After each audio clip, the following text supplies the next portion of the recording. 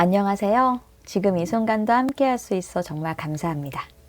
이번 내용은 제가 어라? 이런 것도 있었네? 라는 마음에서 여러분과 공유하고 싶어 가져와 보았습니다. 시작하겠습니다.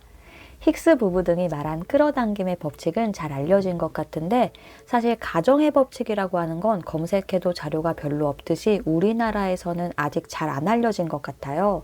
아니면 저만 모르는 것일 수도 있지만요.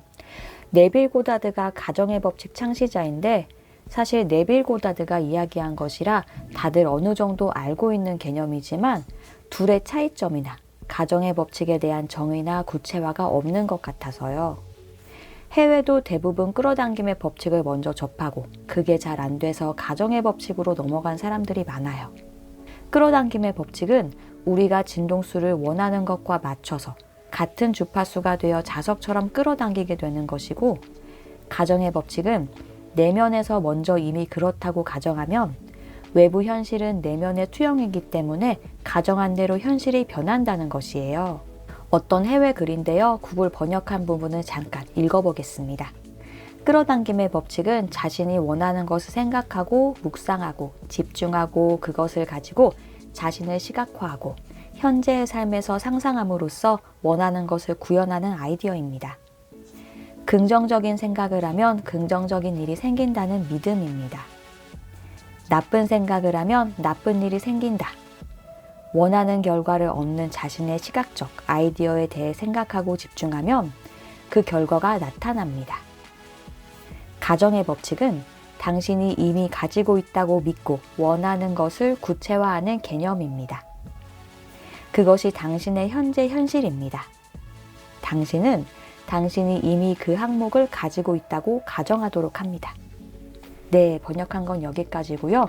사실 다 아는 부분이지만 우리나라에선 딱히 용어도 없고 구별되어 있지 않은 것 같아서요.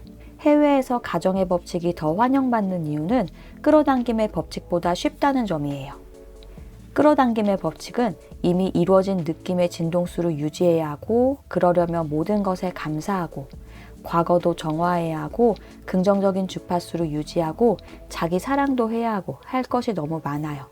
물론 이걸로 이룬 사람들도 있어서 가정의 법칙보다 끌어당김의 법칙을 옹호하는 사람들도 있어요.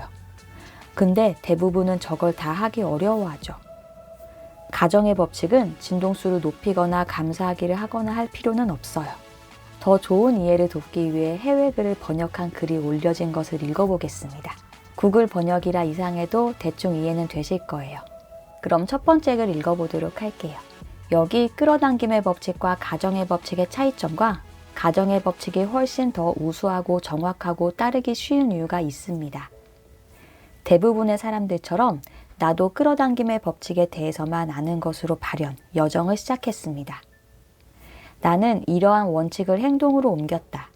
나는 그것이 작동하는 경우도 있고 작동하지 않는 경우도 있음을 알았습니다. 이것은 내가 가정의 법칙을 발견할 때까지 끊임없는 좌절로 이어졌습니다. 그래서 오늘은 끌어당김의 법칙을 실행할 것인지 가정의 법칙을 실행할 것인지 스스로 결정할 수 있도록 이 둘의 차이점을 보여드리겠습니다. 서로 다르기도 하고 서로 다른 결과가 나오기 때문입니다. 먼저 첫째, 끌어당김의 법칙이란 당신이 나타내려고 하는 것과 같은 수준으로 진동을 높임으로써 원하는 것을 끌어당긴다고 말합니다. 그럼 가정의 법칙이란 무엇일까요? 가정의 법칙은 원하는 것을 얻었다고 가정함으로써 원하는 것을 얻는다라는 것을 의미합니다. 그럼 이 둘의 차이점은 무엇일까요? 끌어당김의 법칙을 사용하면 당신이 나타내려고 하는 것과 같은 수준으로 진동을 높여 표현하는 반면 가정의 법칙을 사용하면 당신이 나타내려는 것에 대한 가정을 변경하여 나타냅니다.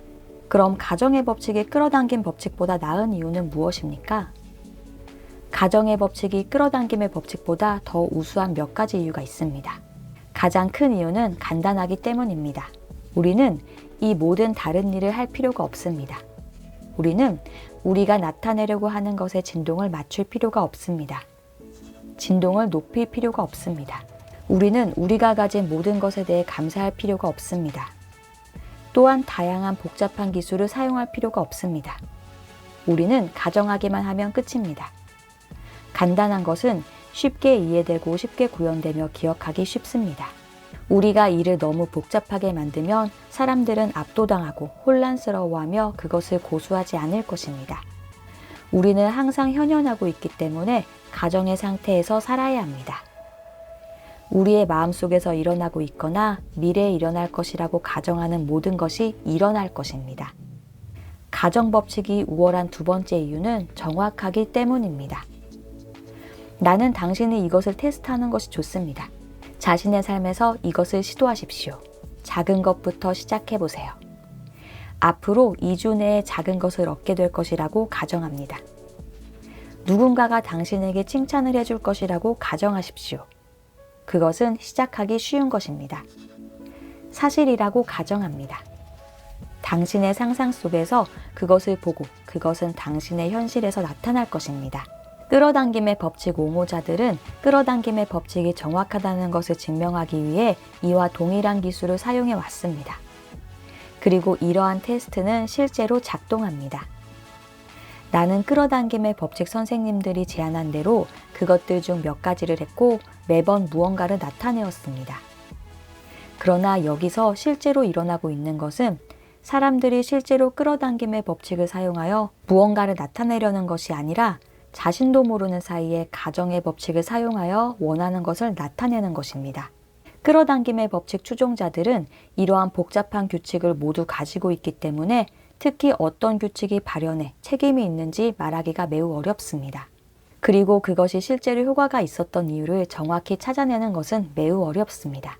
진동을 높이는 것, 진동을 일치시키는 것, 가지고 있는 것에 대한 감사함이나 효과가 있는 다양한 기술에 대한 감사가 아니라 실제로 그 배우에 힘이 있었던 것은 가정의 느낌이었습니다.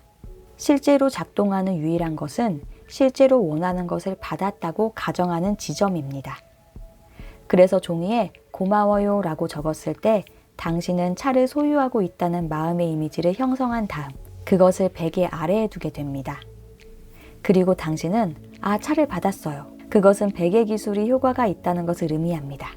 그러나 그것을 드러낸 것은 그것을 베개 밑에 두는 행위가 아니라 마음의 그 정신적 이미지를 형성하고 그것이 실제로 자동차를 물리적 현실로 가져온다고 가정하는 행위였습니다. 따라서 끌어당김의 법칙을 사용하고 있다고 생각한다면 실제로 가정의 법칙을 사용하고 있는 것입니다. 해외 시크릿터의 의견이니 그런 점을 감안하시고 보시면 될 것 같아요. 그런데 사실 제 개인적인 의견으로는 이걸 세분화로 나누어서 그렇지 큰 틀에서 보면 그 안에 포함되어 있지 않나 생각이 들기도 합니다. 네, 여기까지입니다. 고맙습니다.